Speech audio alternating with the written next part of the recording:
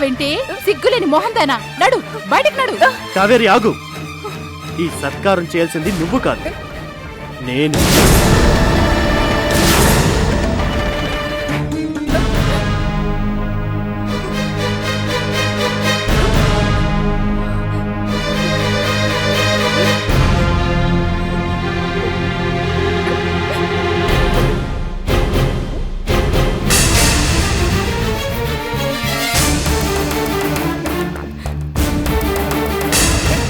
నమ్మక ద్రోహం చేసినందుకు, నా వెనకే గోతులు తీసినందుకు, ఆనందతో కలిసి నన్ను నాశనం చేయాలని కుట్ర పన్నినందుకు ఇదే నీకు నేనిచ్చే గొప్ప సత్కారం.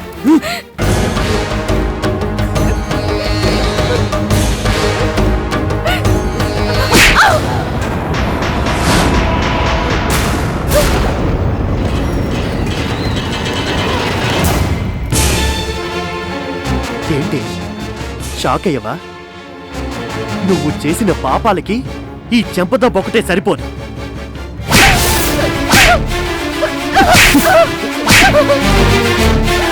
మెడ పట్టుకొని బయటికి గెంటాల్సింది సంజని కాదే, నిన్ను. ఏం చేశావా? ఇంకా సిగ్గు లేకుండా అడుగుతున్నావా? ఇప్పటిదాకా సంజయ్ చేసిందని ఆరోపించావే, అవన్నీ చేసింది ఎవరు? నువ్వు కాదు.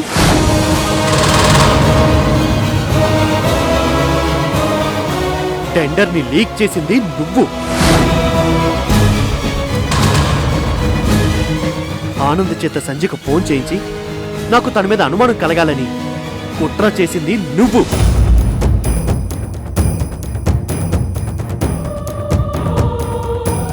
నీ కుళ్ళు బుద్ధితో ఉన్నవి లేనివి చెప్పి నాకు సంజయ్ మీద అసహ్యం పుట్టించాలని ప్రయత్నించింది నువ్వు.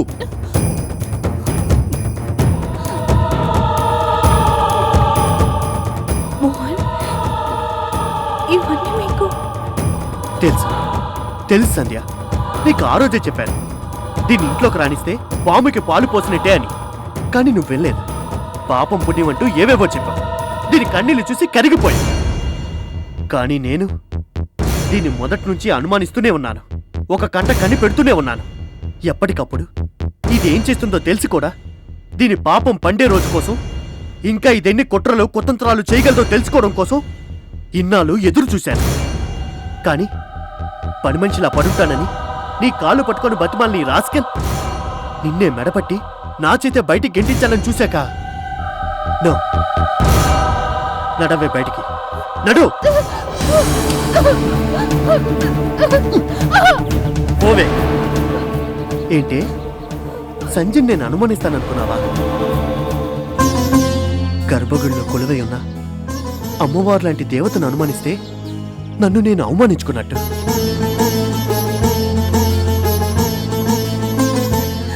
ఏంటన్నావే? నా నోటితో నేను గెట్అవుట్ అనాలా? ఇప్పుడు అంటున్నానే, గెట్అవుట్. నీలాంటి నీచురాలికి, మేకవని పులికి నా ఇంట్లో స్థానం లేదు. ప్రేమించడమే తప్ప ద్వేషించడమే తెలియని ఆ అనురాగమూర్తిని అవమానించాలనుకున్న నీకు నా ఇంట్లోనే కాదు, నా మనసులో కూడా స్థానం లేదు. గెట్అవుట్. Get lost. సారీ అత్త, అది తప్పైపోయింది. నన్ను క్షమించద్ద ప్లీజ్ అత్త, అది తప్పైపోయింది, క్షమించద్ద అత్త ప్లీజ్ అత్త ప్లీజ్, ఎప్పుడు ఇలాంటి తప్పు చేయరత్త అత్త ప్లీజ్ అత్త. అత్త ప్లీజ్ అత్త, మోసపోవడానికి ఇక్కడ ఎవరు సిద్ధంగా లేదు. వెళ్ళు.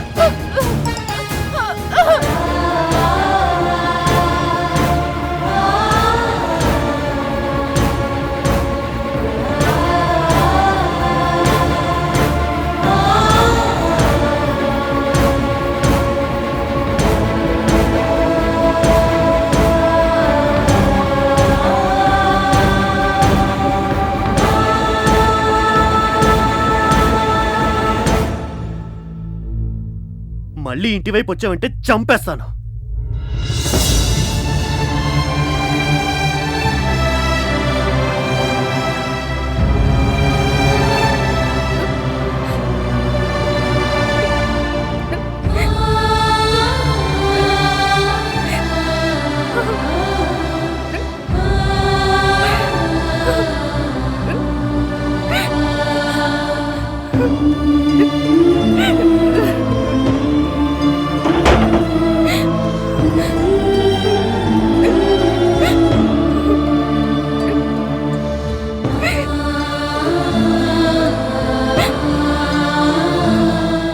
ఐఎమ్ సారీ సంధ్య. నిజం తెలిసి దాని అసలు రంగు బయట పెట్టాలని ఇన్నాళ్ళు నిన్ను కష్టపెట్టాను. నీ చేత కన్నీళ్ళు కూడా పెట్టించాను. I'm sorry Sandhya, extremely sorry.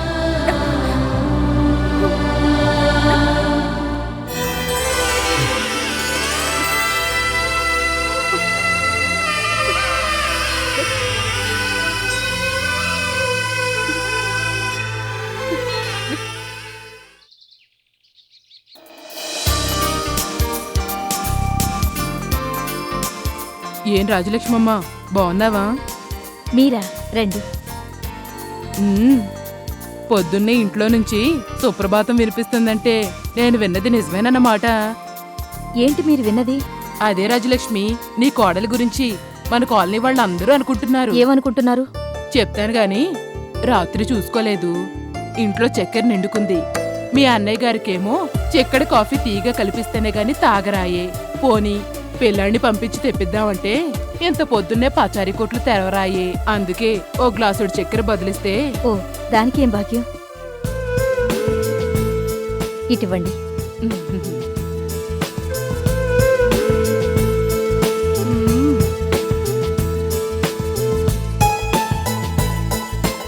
ఇదిగోండి. ఇప్పుడు చెప్పండి, మన కాలనీలో వాళ్ళు నా కోడల గురించి ఏమనుకుంటున్నారు? అబ్బో రాజ్యలక్ష్మి, ఎందుకు అడుగుతావులే? మీ దాసు తగిన పిల్లనే ఎంచుకున్నాడు అనుకుంటున్నారు. ఏదో కాస్త తొందరపడితేనే నీ కోడలు రూపవతి, గుణవతి, శీలవతి, సౌభాగ్యవతి, గర్భవతి కూడా ఇదేగా అనుకుంటున్నారు. మన కాలనీలో ఉన్న పని పట్టాలేని ఆడంగులు తెల్లారులేస్తే చాలు మీ అందరికి ఎదురింటి ఎల్లమింట్లో ఏమైంది, పొరిగింటి పొల్లమింట్లో ఏమైంది అన్నట్టు సుత్తి మీటింగులు పెట్టడం తప్ప మీకు పనే లేదా? రాజలక్ష్మమ్మ, ఏంటిది? నేను అడిగేది కూడా అదే, ఏంటది అని. ఇది గ్లాసుడు చక్కెర చేబదులు. చేయబోదులు. నిన్న తీసుకెళ్ళిన కప్పుడు కాఫీ పొడేది, మొన్న తీసుకెళ్ళిన డబ్బాడు కందిపప్పేది, అంతకుముందు రోజు ఉల్లిపాయలు, అంతకుముందు రోజు ఆలుగడ్డలు, కరివేపాకు, కొత్తిమీర, పచ్చిమిరపకాయలు, ఇప్పుడు మళ్ళీ గ్లాసులు పంచదార. రోజు ఇంతేనా? రోజుకో ఇంటి మీద పడి బ్రతికేయడమేనా? సిగ్గనిపించదు? తెల్లారులేస్తే ఇలా అడుక్కోవడానికి. సుమతి, ఏంటి ఆ మాటలో? ఉన్న మాటలే, నేనేం కల్పించి చెప్పడం లేదు. ఇదిగో అమ్మాయి, మర్యాదగా మాట్లాడు. ముష్టాళ్లతో ఇంతకన్నా మర్యాదగా మాట్లాడడం నాకు చేత కాదు. నన్ను ముస్లిదంటావా? ముష్టిది కాకపోతే అడుక్కునేది, అదే చేయబదుళ్ళు. ఇదిగో రాజలక్ష్మమ్మ, నీ కోడలు పెద్దంతరం చిన్నంతరం లేకుండా అలా నోటుకొచ్చినట్టు మాట్లాడుతుంటే. మాట్లాడుతుంటే ఏం చేయాలట? ఓ డప్పిచ్చి వాయించాలా? సుమతి, ఏంటిది? ఏంటా? అచ్చ తెలుగులో దీన్ని గడ్డి పెట్టడం అంటారు. అత్త, కళ్ళు లేని వాళ్ళకి దానం చేయండి, కాళ్ళు లేని వాళ్ళకి బిచ్చం వేయండి, కాస్త పుణ్యమైన వస్తుంది. కానీ ఇలా ఇచ్చకాయ కబుర్లు చెప్తూ ఇళ్ల మీద పడేలాంటి పందికొక్కులకి చేబదులు ఇస్తూ పోతే మన కొంప కొల్లేరవుతుంది.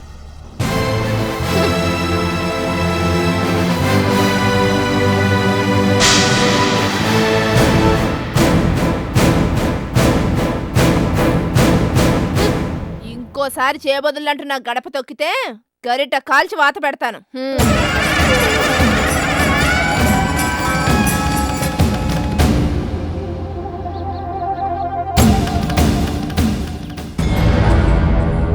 చెప్పు హారిక, అసలు నువ్వేం చేయాలనుకుంటున్నావు? నీ ప్రతి అడుగులోనూ ఇప్పటిదాకా నీకు తోడుగా ఉన్న రమణమ్మని ఇంట్లోంచి ఎందుకు పంపించేశావు? పగ తీర్చుకుంటానని, ఆ రాధ అంతు చూస్తానని బుసలు కొట్టిన నువ్వు బురద పాములా ఎందుకు మారిపోయావు? కాంప్రమైజ్ అయిపోయావా? లేక ఆ రాధతో కలిసి నీ మొగుణ్ణి పంచుకుందామనుకున్నావా? మంజు, పులి 2 అడుగులు వెనక్కి వేసింది అంటే ఓటమిని అంగీకరించినట్టు కాదు, పంజా విసిరే అవకాశం కోసం ఓపిగ్గా ఎదురు చూస్తున్నట్టు.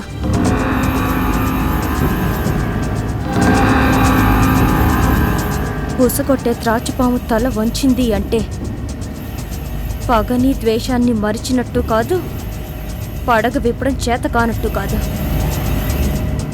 కాటందుకుని కాలకూట విషయాన్ని చిమ్మే కసి తీరే క్షణం కోసం కాచుకుని ఉన్నట్టు. అంటే చెప్తాను, ఒక్కసారి చరిత్రని గుర్తు తెచ్చుకో మంజు. కావాలనుకున్న ఆడదాని కోసం ఈ మగవాళ్ళు యుద్ధాల్ని చేయగలరు, రాజ్యాల్ని వదులుకోగలరు, చివరికి ప్రాణాల్ని కూడా వదిలేసుకోగలరు. కానీ అదే మగాళ్ళు నెత్తిమీద దేవత అనుకున్న ఆడదాన్ని కూడా అనుమానించగలరు, అవమానించగలరు. ఆమెతో బంధాన్ని శాశ్వతంగా తెగదంపులు చేసుకోనుగలరు. అంటే కావాలని తెచ్చిపెట్టుకున్న నీ భర్త చేతే ఆ రాధని గడప దాటిస్తాను అంటావు. నీ చేత్తో నువ్వే దాన్ని మల్లెపూలతో సింగారించి నీ భర్తతో పక్క పంచుకో అన్నంతగా నమ్మించి అదునైన సమయంలో పదునైన ప్లాన్తో ఊహించని విధంగా దెబ్బ కొడతాను అంటావు. Am I right? ఎగ్జాక్ట్లీ. మిత్రభేదాన్ని సాధించలేనప్పుడు మిత్రలాభాన్నే నటించాలి. మంజు, నీతో చేతులు కలిపిన క్షణంలో నీ రూటే కరెక్ట్ అనుకున్నాను. కానీ దిగాక అర్థమైంది లోతెంతో. పీకల్లోతు ఇష్టంతో, ప్రేమతో, వాటిని మించిన సెంటిమెంట్తో రాధ కోసం, పాప కోసం, చివరికి నన్ను కూడా వదులుకోవడానికి సిద్ధపడ్డ కిషోర్ని తిరిగి నా సొంతం చేసుకోవాలంటే ఇది కాదు కరెక్ట్ రూట్ అనిపించింది. అందుకే రూట్ మార్చాను. పగని ప్రేమగాను, ఆవేశాన్ని ఆప్యాయతగాను, ద్వేషాన్ని అభిమానంగాను మార్చి చూపించాను. తక్షణం రిజల్ట్ కనిపించింది. నేను ఎన్నుకోవాల్సిన రూట్ ఇదే అని ఖచ్చితంగా అర్థమైంది. అందుకే నా రూట్లో వెళ్ళడానికి ఆ రవణం అడ్డుగా ఉంటుందనే కావాలని గొడవ చేసి అడ్డు లేకుండా చేశాను. 2 birds at 1 shot. నేను చేసిన పనితో నేను పూర్తిగా మారిపోయానని రాధా నమ్మింది, నా భర్త నమ్మాడు. ఈ లోకం మొత్తం నమ్ముతుంది. Good, very good Harika. పగతో సాధించలేని దాన్ని ప్రేమతో, ఆవేశంతో సాధించలేని దాన్ని అభిమానంతో. వండర్ఫుల్. What next? తెలీదు. వాట్? తెలీదా? ఏమి తెలియకుండానే బలిపీఠానికి రంగం సిద్ధం చేశాను. అమ్మవారికి బలివ్వబోయే గొర్రె పిల్లలా ఆ రాధని అలంకరించాను. జరుగుతుందంతా ఒక వేడుకే అని నా భర్త కూడా నమ్మేంత గొప్పగా జాతర అనే ఒక స్కెచ్ని గీశాను. ఇక మిగిలింది ఆ రాధ మెడ మీద వేటు పడ్డమే. అర్థమైంది హారిక. ఫెంటాస్టిక్. అంటే ఇక మిగిలింది అవకాశం కోసం ఎదురు చూడ్డం. అలంకరించిన గొర్రె పిల్లలా నన్ను నమ్మిన ఆ రాధని బలిచ్చే మరణ ముహూర్తం కోసం ఎదురు చూడ్డం.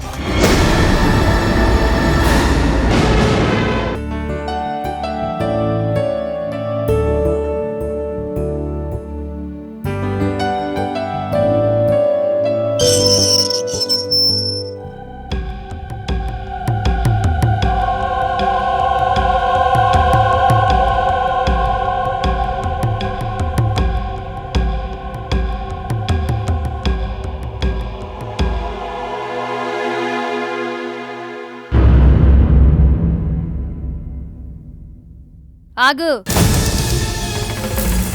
మళ్ళీ ఎందుకొచ్చావు? ఆ మాట అడగడానికి నువ్వెవరు? ఇది మా మామయ్య ఇల్లు, అందుకే వచ్చాను. ఆహా, అందుకే వచ్చావా? లేక అక్కడ తంతే ఇక్కడికొచ్చి పడ్డావా?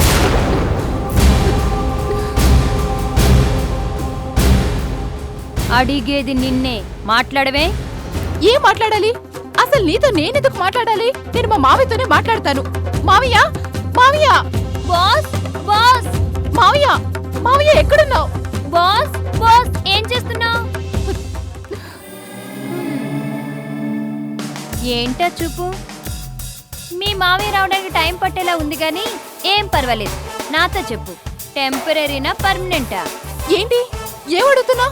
అదే, ఆ ఇంట్లోంచి టెంపరీగా బయటకు వచ్చేసావా లేక పర్మనెంట్ గానే మీ ఆయన నిన్ను బయటికి గెంటేశాడా అని, సస్పెండా హోస్టింగా అని. అలాంటిదేం లేదు, నేనే మామయ్యని కలవాలనిపించి వచ్చాను. మొహం చూస్తే అలా అనిపించడం లేదే. నీ మాటల్లో ఇదివరకటి పౌరుషము లేదు, నీ కళ్ళల్లో అప్పటి నీ ఫైరు లేదు. టోటల్ గా నీ మొహంలో కళాకాంతే లేదు. ఏదో జరిగింది. ఏం జరిగింది అని. ఏం జరిగితే నీకెందుకట? నువ్వేమైనా ఆర్చేదానివా తీర్చేదానివా? జరిగింది చెప్తే కదా తెలిసేది. ఆర్చేదాన్నో తీర్చేదాన్నో. నేను మా మావయ్యకి చెప్తాను. మావయ్య, మావయ్య! కావేరి, నువ్వెప్పుడొచ్చావు? ఇందక్కడి నుంచి గొంతు అరిపోయేలా అరుస్తుంటే రావే. రావే అని అరుస్తుంటే చూడండి, పాపం నిజంగానే కావేరి గొంతు ఎలా అరిగిపోయిందో. అలాగే నిలబడి చూస్తారేంటి సార్? అడగండి, కావేరి కావేరి నీ గొంతు ఎందుకు అరిగిపోయింది? అరిచరిచా ఏడ్చేడ్చా అని. ఏమైంది కావేరి? మావయ్య, నేను నీకు సహాయం చేసిన విషయం బయటపడిపోయి ఆయన గారు నన్ను ఇంట్లోచ్చి తరిమేశారు. గెట్ అవుట్ అన్నారు. అంతేనా కావేరి?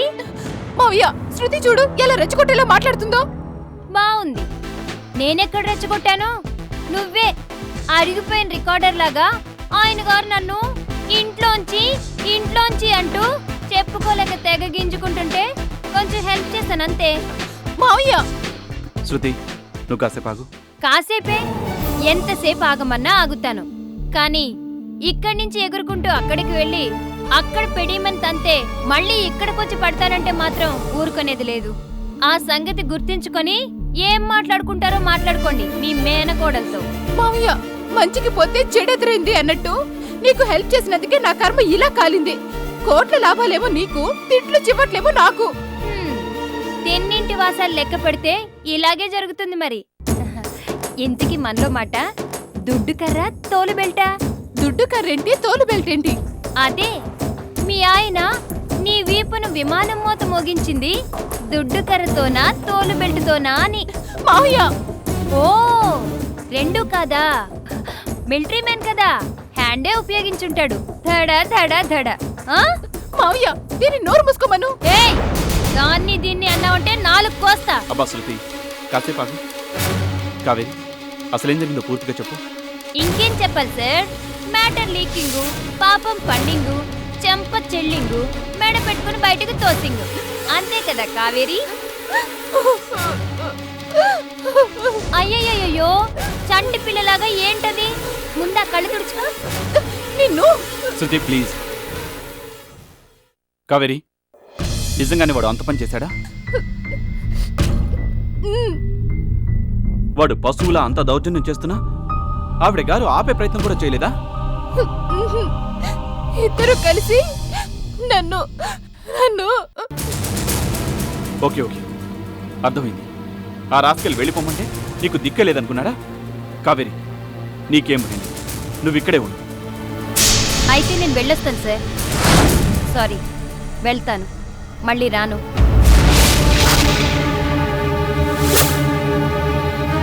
శృతి, నువ్వు? Yes sir. కావేరి ఇక్కడుంటే నేను ఒక్క క్షణం కూడా ఇంట్లో ఉండను. శృతి, నా మాట విను. వినను. ఏ విషయంలో అయినా సరే మీ మాట వింటాను, కానీ ఈ విషయంలో మాత్రం సారీ. దయచేసి ఏమిటి ఎందుకని రిజల్ట్స్ మాత్రం అడగండి. తనా నేనా? ఈ ఇంట్లో ఉండబోయేది ఎవరో ఒక్కరే. ఆ ఒక్కరు ఎవరో మీరే తేల్చుకోండి. కావేరి, మావయ్య, విన్నావుగా శృతి మాటని కాదని. నేనేం చేయలేను.